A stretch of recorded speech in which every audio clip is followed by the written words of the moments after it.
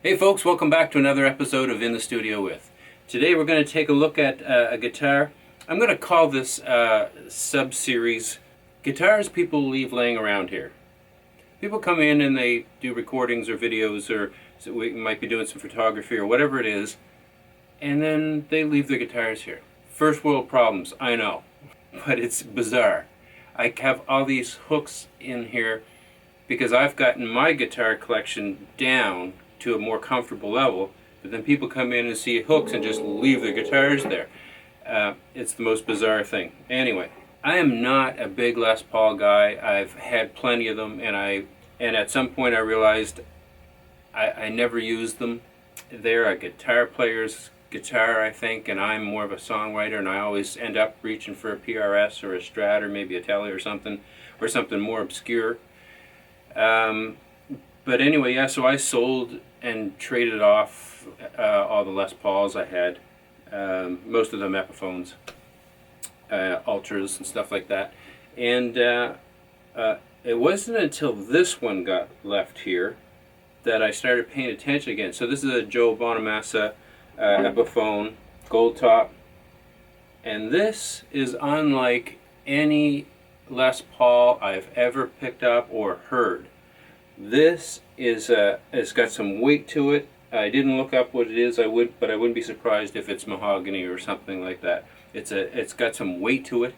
It's got a big, thick neck to it, and my maple neck PRS has a kind of a thicker neck on it too. And all through the years, I was kind of a wide, thin guy.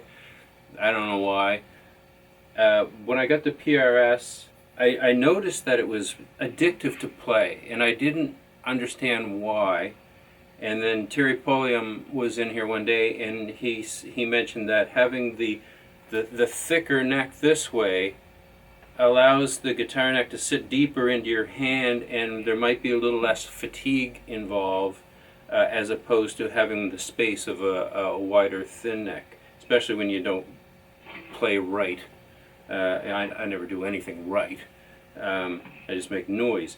But anyway, the thicker neck, this has been a bit of a learning, an interesting thing to me, that having the thicker neck is a more comfortable playing position for me. And because I don't play typically like you're supposed to with your thumb behind the neck, like so many players do, I tend to wrap around like I grab it like a baseball bat, and this thicker neck has been so this has it just like the PRS. So that's one thing. The thicker neck, the comfort in it. The other thing about this guitar is the sound of it. I don't have anything else in here, and I don't know that I ever have, that makes the sound that this guitar does. And you can say that about a lot of guitars, but this is a big, thick, meaty, powerful sound. It's unlike any other Les Paul I've had in here, and I've had a lot of them in here. Yeah, and even when you're dialing off the tone, like a place I would normally never go on a lot of guitars, in this guitar it sounds killer. And like I say, it's a big, thick, beefy sound that I've never heard in any other guitar. And so, of all the guitars that have ever been left laying around here, this is probably the one that I would be most likely to use in making a recording. Let me just goof around here a little bit.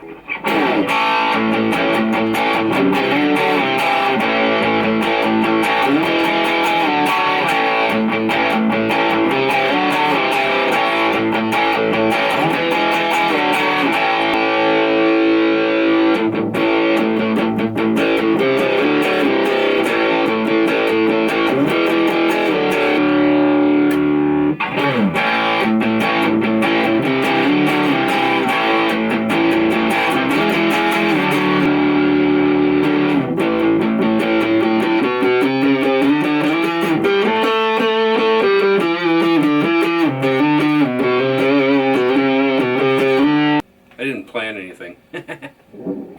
I heard Joe Bonamassa really early on talking about how he, at the time, I don't know if he's still not using much for pedals, but at the time he didn't use much for pedals. He just used the guitar and the amp because there was such a variety of what you could do with your selector switch, with your tones and your attack on your pick, and combined with the variations in the amp, and I thought that was interesting because I was always kind of more of an effects guy. I thought it was interesting, and they made full use of like the variety. Like there's more variety of sounds in this guitar, in the controls and probably in the capacitors and whatnot, in this guitar, more than any other Les Paul I've ever heard, and you can really get a wide variety of sounds out of this guitar.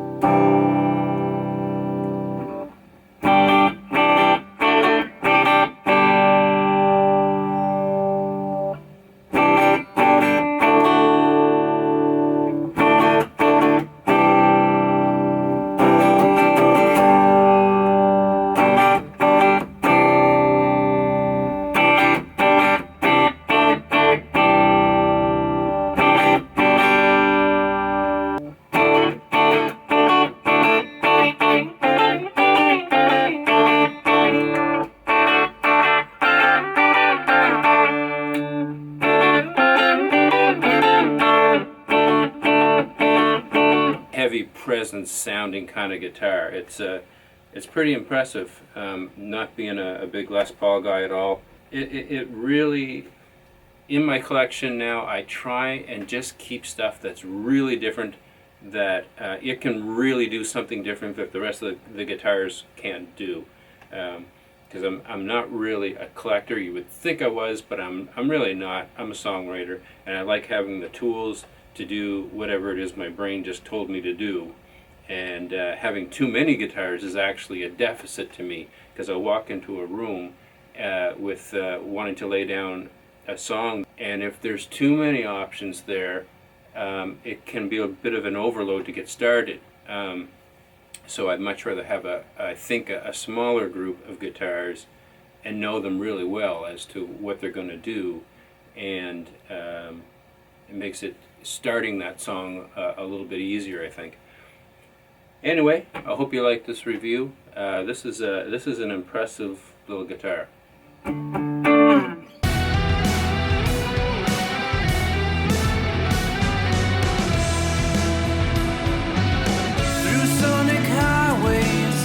In a million dots, I studied the heartbreak of those who rock.